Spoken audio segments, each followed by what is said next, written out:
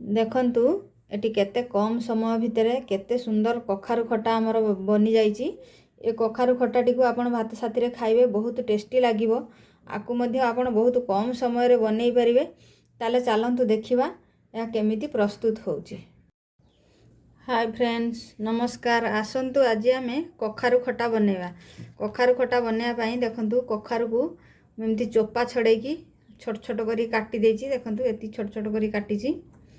Eighty किछि भृसंग पत्र को धोई की रखीची। एटी पंच फुटण आ गोटे सुखिला लंका नेची। एटी गोटे बड़ साइज रो टमाटो काटी की रखीची। आ एटी किछि तेंतुली रस रे मु चीनी गोळै की ताको 2-3 मिनिट हला एमदी छाडी देइची। ताले चलंतु स्टार्ट करिवा। देखंतु एटी करे गरम हेई गलानी। एबे मु तेल टिके पके दउची।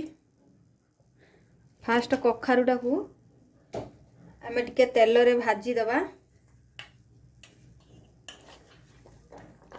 तेल गरम हे गलानी कखारु पके दउची।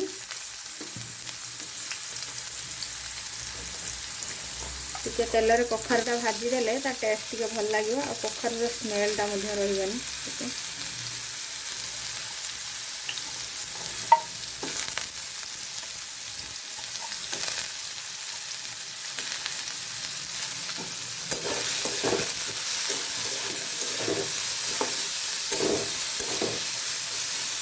एथिरे मु टिके लूण पके देजी अल्प टिके।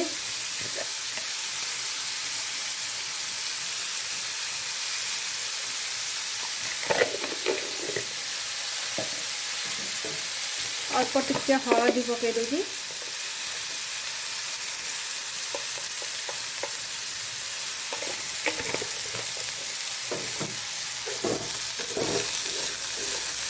टिके भल भाव में भाजी देवा तेल रे।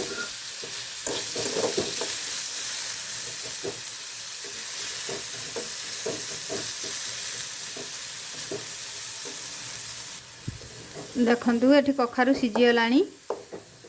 पूरा पूरी सिझी गलानी। एबे मु टमाटो पके दोची आपरे।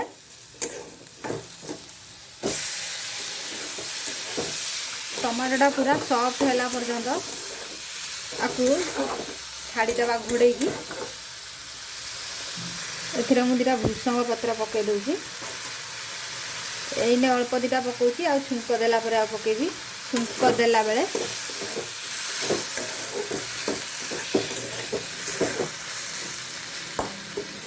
आकु एबे घोड़े की छाड़ दबा टमाटा सॉफ्ट होला पर्यंत।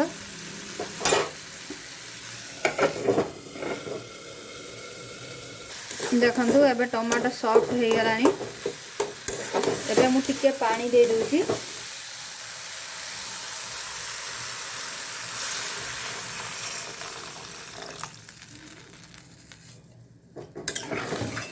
आकु आ कि समय फुटिया पई छाड़ी दबा।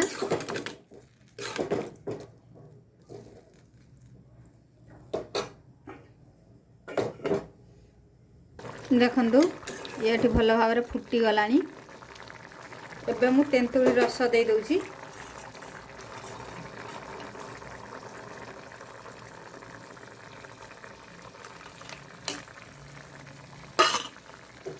तेंतुली रस को ता देहरे चीनी पके की गोले की भल भाव में रखी थी ताको दे देली। आपण एठी चाहिए टमाटोटा को स्किप करि परिबे। खाली कखारु रे तेंतुली रस दे करि परिबे। मु एठी टमाटो गोटे पके दीची। सेति भाई अल्प तेंतुली रस देइची। आकु आ कि समय फुटिया पई छाड़ दबा। भल भाव में फुटी गलानी। एबे आकु छुंक कर दबा। देखंतु एठी करेई बसे देली।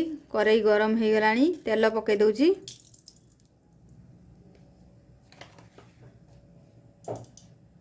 तेल गुटे भल भाव में गरम हवा पई छाड़ दबा।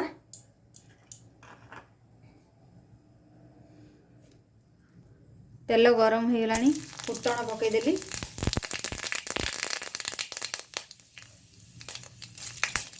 फुटण फुटी गलानी। भृसंग पत्र पके देली।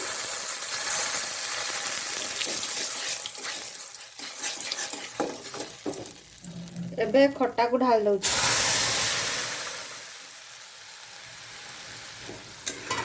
ଏବେ ଆଉ ଟିକେ ସମୟ ଆକୁ ଫୁଟେଇ ଦେବା।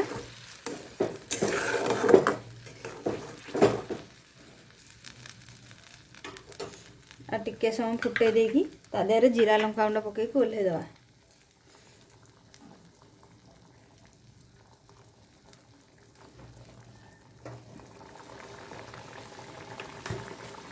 ଆପଣ ଯଦି ଶୁଖିଲା କରିବାକୁ ଚାହିଁବେ ତାହେଲେ ଶୁଖିଲା କରିକି ଓହ୍ଲେଇବେ, ନହେଲେ ଟିକେ ଯଦି ପାଣି ରଖିବାକୁ ଚାହିଁବେ ଟିକେ ପାଣି ଥିବ ଓହ୍ଲେଇ ଦେବେ।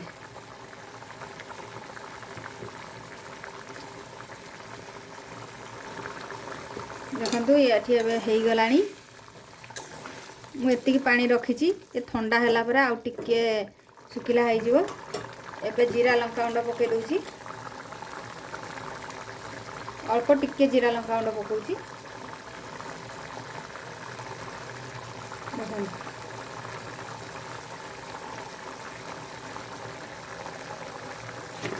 1/4 ସ୍ପୁନ୍ ପକେଇଲି ଜିରା ଲଙ୍କା ଗୁଣ୍ଡ।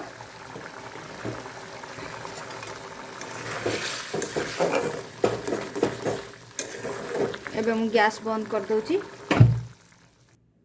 ଦେଖନ୍ତୁ ଏଠି କଖାରୁ ଖଟା ଆମର ପ୍ରସ୍ତୁତ ହେଇଗଲା।